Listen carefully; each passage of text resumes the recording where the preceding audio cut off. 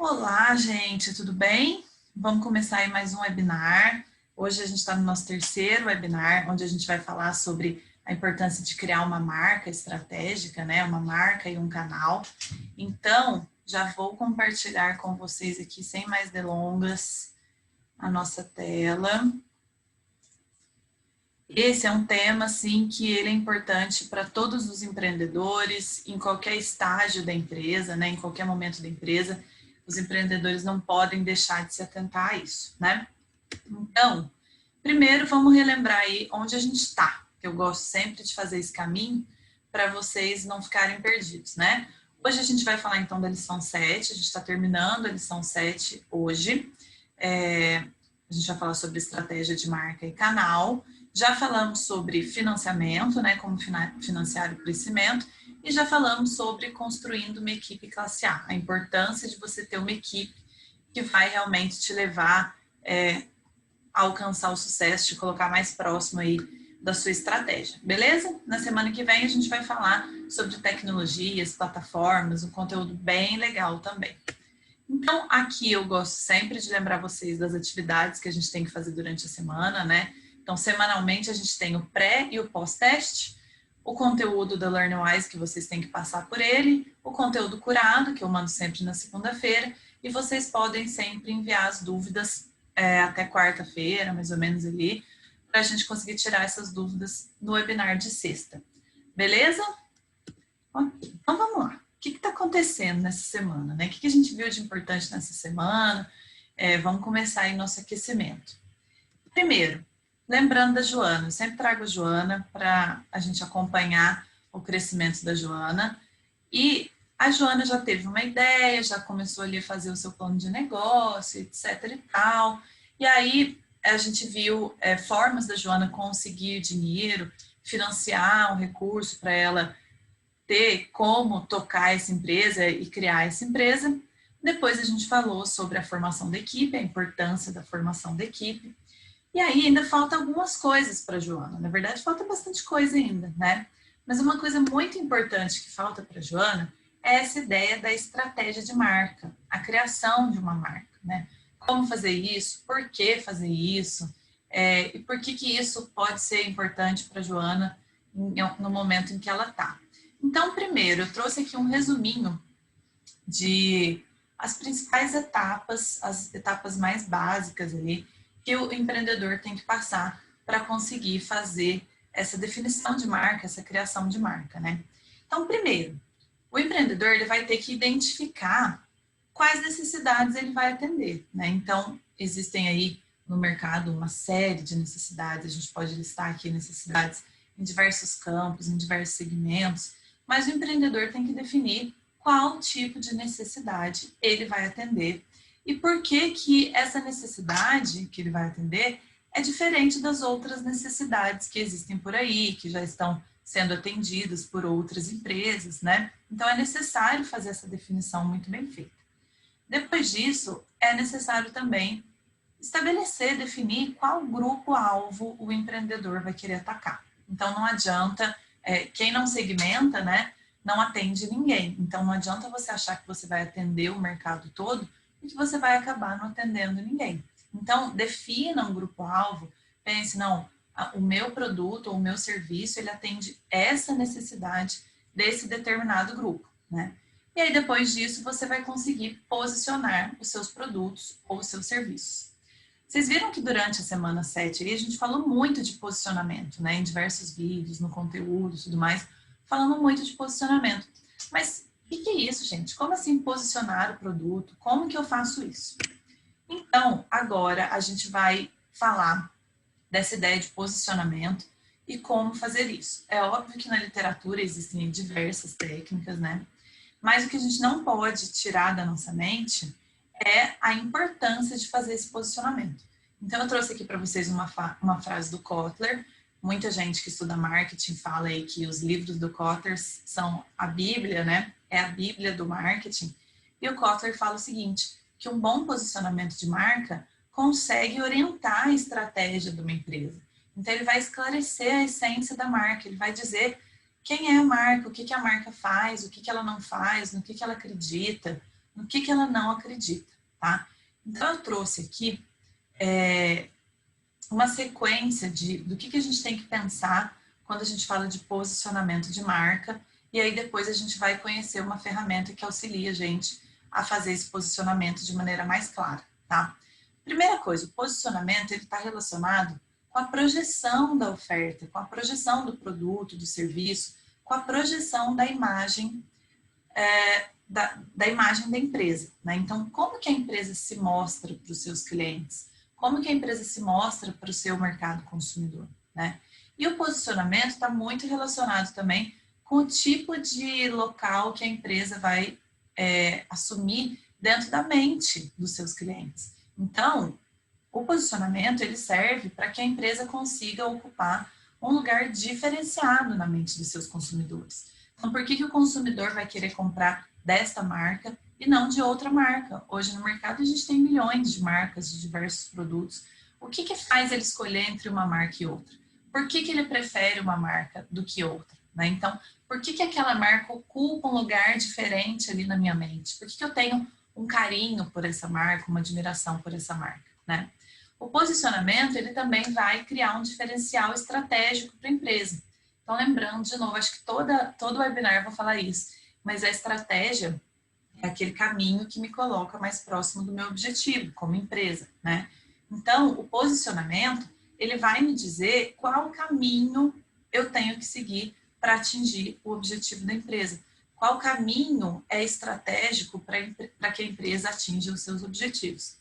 E por último, uma palavrinha que não pode sair da nossa cabeça quando a gente está falando de posicionamento, é que esse posicionamento ele tem que ser único. Então, o produto ele tem que se tornar inconfundível na mente dos clientes, né? Ele não pode ser um produto que eu, como cliente, eu fico com dúvida. Se é dessa empresa ou é daquela empresa? Não, ele tem que ser inconfundível, tá? Então, é para isso que serve o posicionamento, beleza? De forma bem resumida, né? E aí, resumida não, de forma assim, bem completa, porém colocando isso aos pontos principais. O que eu trouxe aqui para vocês, eu não sei se vocês já conhecem, talvez alguns de vocês já conheçam, uma ferramenta que a gente chama de alvo de posicionamento de marca. Então, é esse desenho em formato de alvo, né? A ideia dessa ferramenta é que a empresa que utiliza esse alvo, ela consiga definir o seu posicionamento, tá? Então, para ficar mais fácil da gente entender, eu trouxe aqui como exemplo o caso da Starbucks. Então, Starbucks, aquela cafeteria, né, que a gente encontra em diversas cidades aí do Brasil, do exterior e tudo mais, é a maior cafeteria do mundo, é a maior loja de cafés aí do mundo, rede de cafés, né? E aí, vamos analisar o alvo de posicionamento do Starbucks, e aí assim vocês vão ver que fica bem simples da gente entender, tá? Primeira coisa, né, dentro desse alvo, eu tenho aqui na parte externa, nessa parte mais cinza claro, os valores, a personalidade, a característica da empresa, seja qual for a empresa. Então, no caso da Starbucks, o que eles colocam como valores, personalidade, característica? O que a própria empresa coloca, tá? Porque é ela que vai criar esse alvo de posicionamento, né? Ela diz que ela é uma empresa que é atenciosa, contemporânea, solícita. Então, atenciosa com os seus funcionários, né, os seus clientes internos, e também com os clientes de forma geral, com seus fornecedores, com todos os stakeholders, né? Ela se diz contemporânea, então uma empresa ali moderna, que acompanha as tendências, né?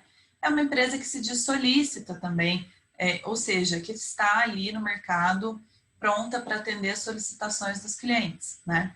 Aqui embaixo a gente tem as propriedades operacionais e a identidade visual da marca. Então, dentro dessa ideia de identidade visual, né, o Starbucks escolheu para todas as suas lojas, para sua marca de forma geral, utilizar algumas cores específicas. Então, eles têm muito a cor verde, tons mais terrosos, né, com a ideia de deixar o ambiente ali mais aconchegante, mais com cara de casa. Eles têm o logo da sereia. Depois, pesquisem aí no Google, tem diversas histórias dessa logomarca da sereia. Cada um fala uma coisa, tem uns mais que dão uma viajada maior, mas assim, de forma geral, é uma sereia com duas caudas, que representa ali uma força, né? Então, mas pesquisem, que é bem interessante essa história do logo. mas o logo já retrata um pouco daquilo que a empresa quer passar, né? Quando a gente vem para esse ponto azul aqui, para essa parte azul, a gente vai para as evidências. Então, o que são as evidências? É aquilo que justifica esses valores que a empresa falou que tem, essa personalidade, essas características. Então, dentro de evidências, olha o que a empresa Starbucks coloca como evidência para dizer que ela é atenciosa, que ela é contemporânea, né? Eles fazem treinamento de baristas 24 horas, tá? Então, o tempo todo, os baristas, né, que trabalham com café e que estão trabalhando na empresa, estão passando por treinamentos, por aprimoramento, enfim. Outra evidência, as opções de ação, assistência médica aos baristas. Então, os funcionários, eles podem tanto se tornar acionistas da empresa, eles têm a questão de assistência médica, então tem um cuidado com essas pessoas, né? Mas do ponto de vista do cliente, o Starbucks diz que eles utilizam uma água que é triplamente filtrada. Então, que isso dá toda uma diferença ali no seu café, né? E eles dizem também que tem um sistema totalmente integrado, então isso faz diferença, né, para a questão de gestão da empresa e tudo mais, tá? Depois, mais no fundo, mais ali no centro do alvo, não já lá nesse laranja, mas nesse rosa aqui, a gente tem os pontos de paridade e os pontos de diferença. O que é isso?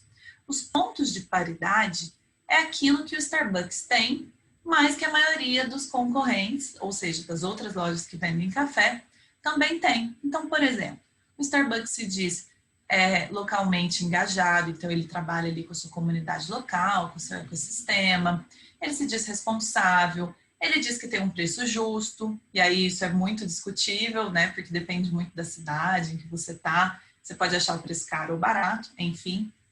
Então, esses são os pontos que ele não são diferenciais, né, que ele acredita que a maioria dos concorrentes também tem, tá?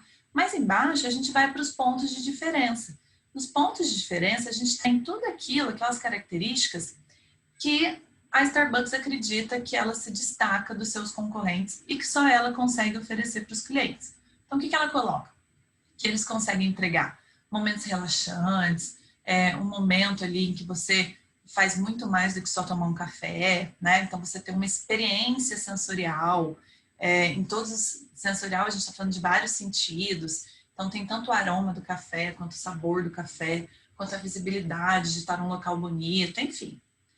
Temos serviço conveniente, cordial, então eles realmente se importam em treinar os funcionários para que eles consigam ter esse tratamento diferenciado.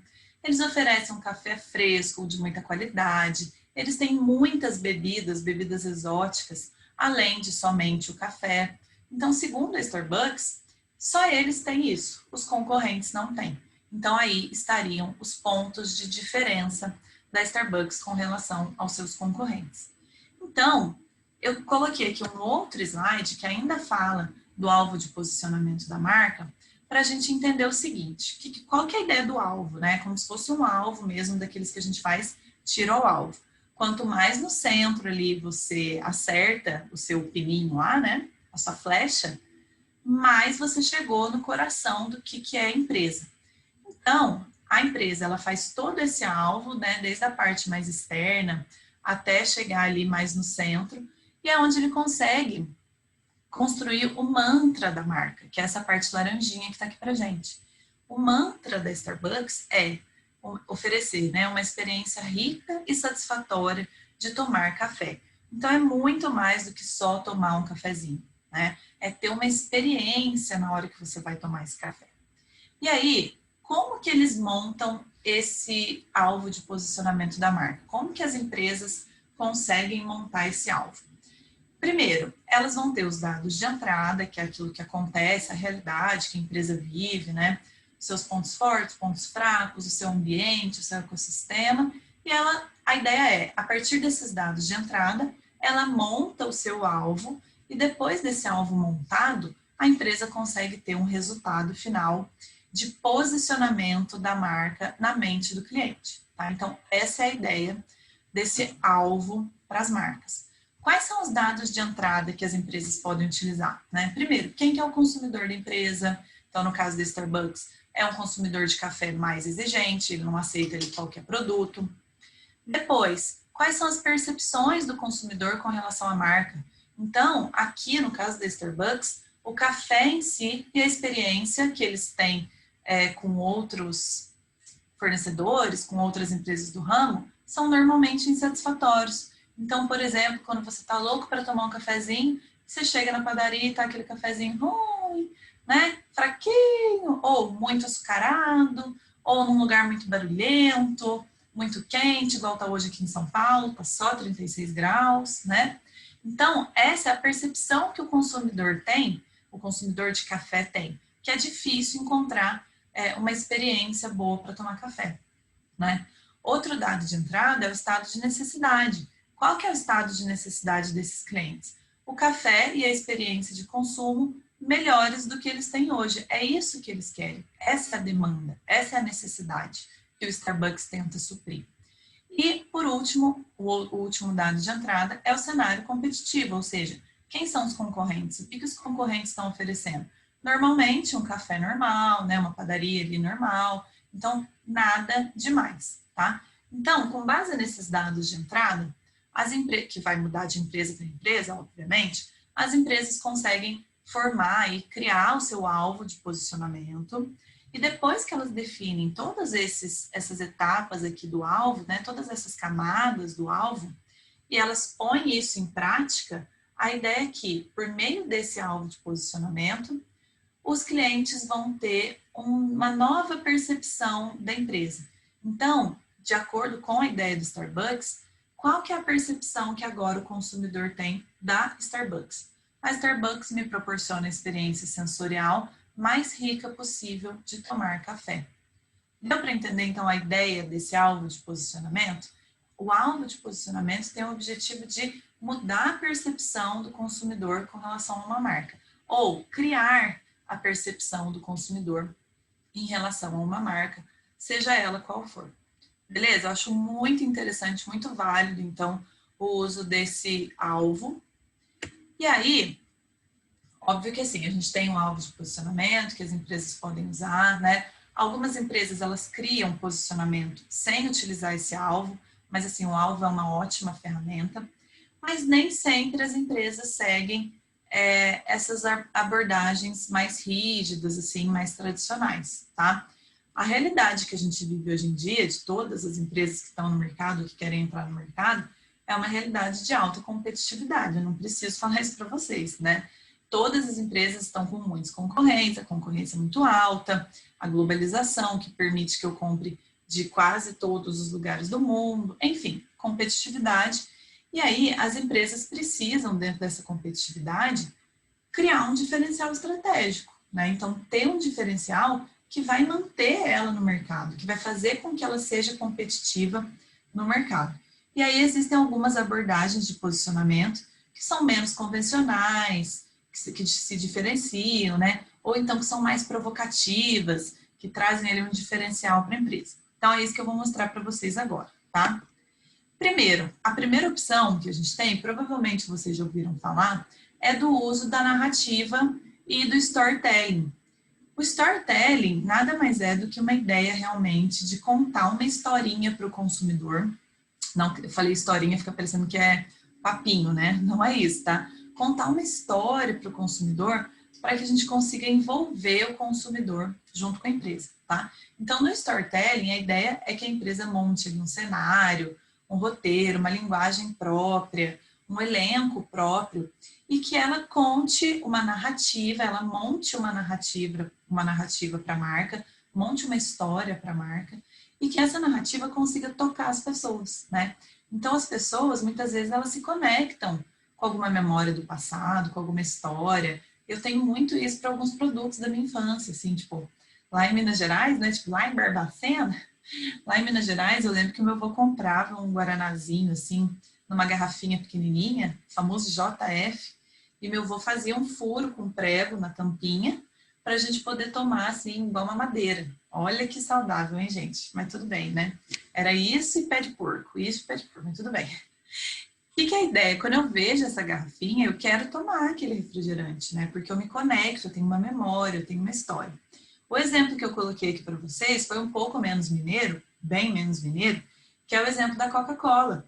A Coca-Cola, sempre no final do ano, ela lança essas propagandas que remetem ao Natal, Papai Noel, os ursos polares, muita neve, muito pinheiro. Gente, Brasil, 40 graus em dezembro, e mesmo assim a gente se conecta, né? São propagandas que a gente fica emocionado, uma família tradicional ali em volta da mesa, esperando o Papai Noel chegar. Enfim, isso é uma narrativa que a marca cria para criar uma relação e criar um posicionamento de marca na mente dos consumidores. Beleza? Outra opção que a gente tem, menos formal, aí, mais provocativa, é a ideia do posicionamento cultural. Então, aquelas marcas que elas optam por retratar alguma cultura. Então, mostrar algum conhecimento cultural, alguma característica cultural única, né? E aí isso faz também com que as pessoas de uma determinada região se conectem mais com a marca. Eu coloquei aqui como exemplo para vocês o famoso Guaraná Jesus. Acho que todo mundo já deve ter ouvido falar. Ele é muito típico do Maranhão, apesar de ser vendido em vários outros lugares, mas ele é típico ali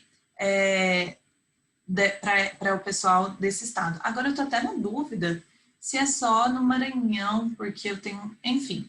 Mas nesse caso dessa propaganda aqui, eles estão focando ali naquela festa típica que tem no Maranhão, né? Então lançaram o Guaraná e fazem todo um marketing, toda uma narrativa em cima dessas questões culturais, tá? Então, isso também é possível de ser feito para você criar, de novo, um posicionamento da marca na mente do consumidor.